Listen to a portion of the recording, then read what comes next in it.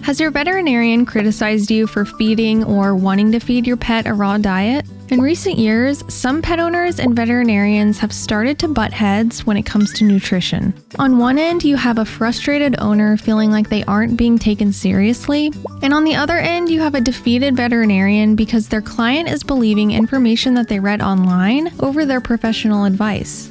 As someone who is passionate about the raw diet, but also someone who works with conventional vets that are skeptical of the raw diet, I feel that I need to shed light on both sides. So, why are so many vets against the raw diet? Number 1, lack of evidence.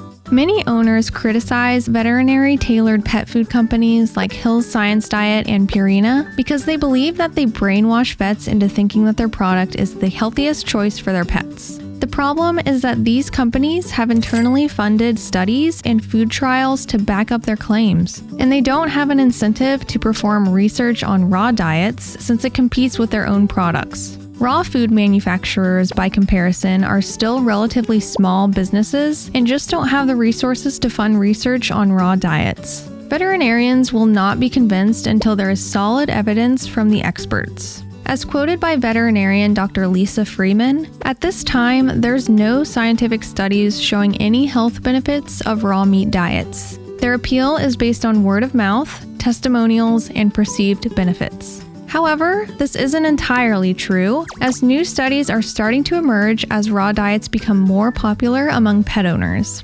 A few universities, such as the University of Helsinki, have done studies on dogs and cats on a commercial dry food versus a meat-based diet. One recent study being the improvement in atopic dermatitis in dogs on a raw meat-based diet compared to dogs on a commercial diet. Number 2, the possibility of nutritional imbalances.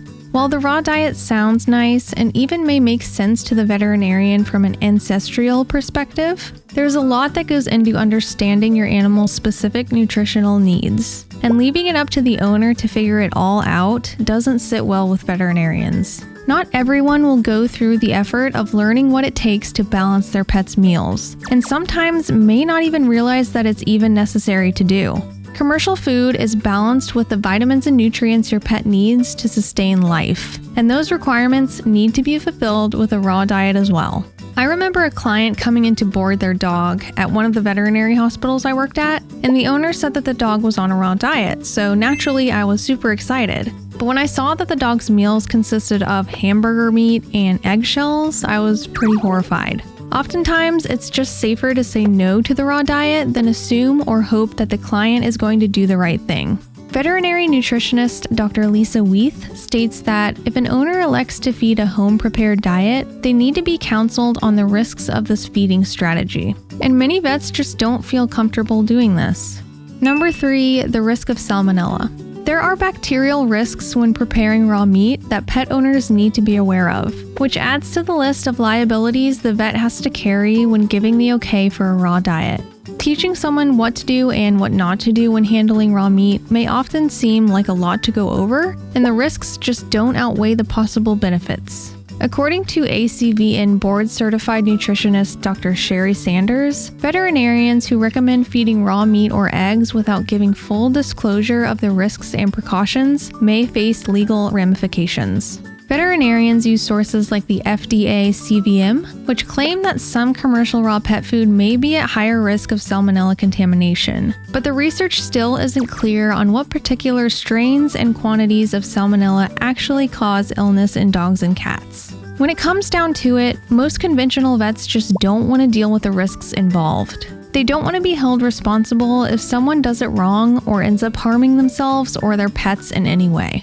So, my advice to owners: your vet is not your enemy. They're the one that you need to trust with your pet's overall health. Instead of blocking everything that they're saying out, reason with them and try to get them to reason with you as well. If all else fails, find another vet.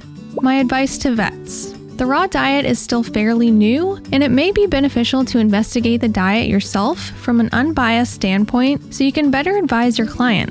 If they're doing something that may harm their pet, don't just tell them. Explain to them, show them, and teach them. If they're truly feeding an imbalanced raw diet, work with them and provide sources where they can learn how to balance it, or refer them to a nutritionist, because even I know that an unbalanced raw diet is worse than a balanced, low-quality kibble. The two of you need to work as a team for your pet's well-being. Remember that you may not always be right, and there will always be shades of gray. Is the raw diet actually dangerous? Check this video out to learn more.